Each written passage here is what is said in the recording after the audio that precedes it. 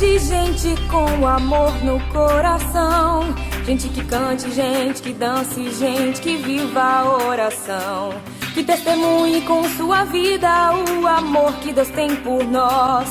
Que cante alto, grite ao mundo, faça ao povo ouvir sua voz. Precisamos de santos, jovens santos, santos de calça jeans que bebem Coca-Cola e comem hot dog. Precisamos de santos, jovens santos, que levem Deus no coração, que semeiem a paz e que amem o irmão.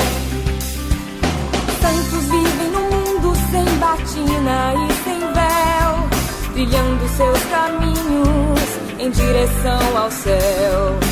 Santos que evangelizam e louvam o Deus que é amor, que transmitem a palavra até via computador. Namoro de jovem santo tem que ser santo também. Muito amor, fidelidade a quem tanto ele quer bem. Consagrando a juventude e a pureza ao Senhor, consagrando a castidade ao Deus que tanto nos amou. Precisamos de santos, jovens santos, santos de calça jeans que bebem Coca-Cola e comem hot dog. Precisamos de santos, jovens santos, que levem Deus no coração, que semeiem a paz e que amem o irmão.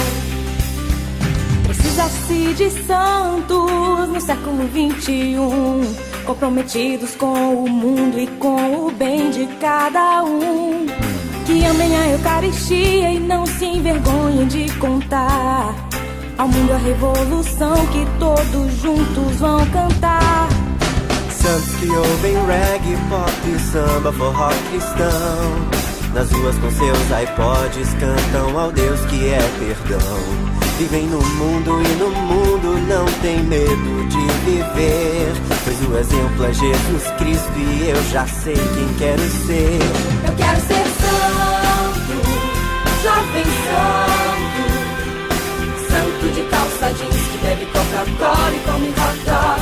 Eu quero ser santo, jovem santo, que leva Deus no coração, que semeia a paz e que ama o irmão.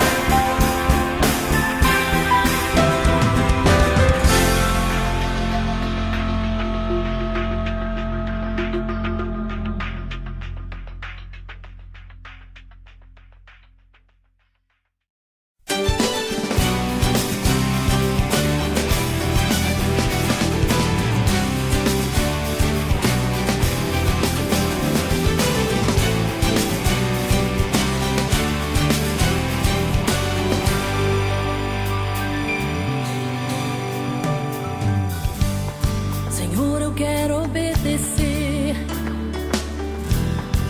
a tua voz.